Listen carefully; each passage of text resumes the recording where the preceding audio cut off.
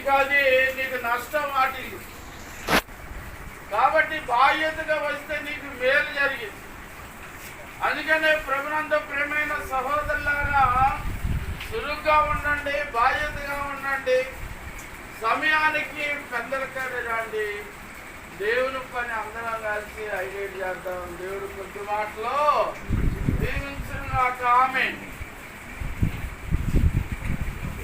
ప్రార్థన చేసుకుందాం.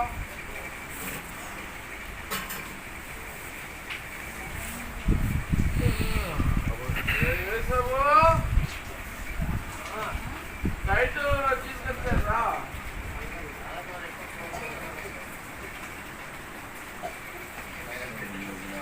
దాసుడు ద్వారా మమ్మల్ని బయటికి తీసి సేవకులు చేసిన దేవుడా మీకు వందనాలు.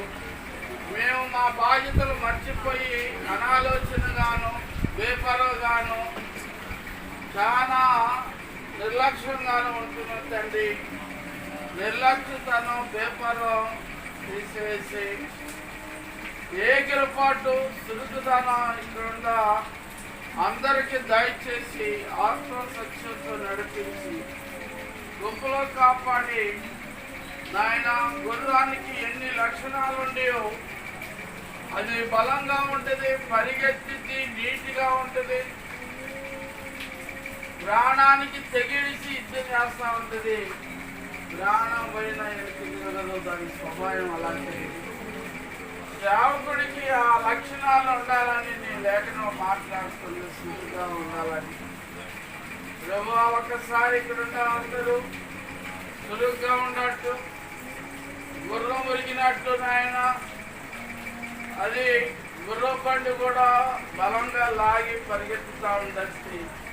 అటు విధంగా ఇక్కడ ఉన్నవాడు పరిగెత్తి పనిచేసేటట్టుగా పరిచయం చేసేటట్టుగా మీరు సహాయం చేసి కాపాడు, రక్షించి అన్ని విషయాల్లో తోడుగా ఉండమని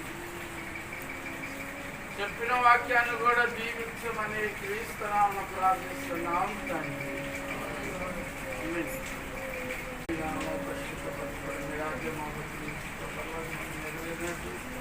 భూమి అందు నెరవేరిన మా అందిన మీరు మా దయచే మా ఎలా ప్రారంభిస్తున్నారు. మా అపరాధాలు క్షమించండి, శోధన దాకా దుష్టుని తప్పించము, రాజ్యం శక్తి మహిమ నిరంతరం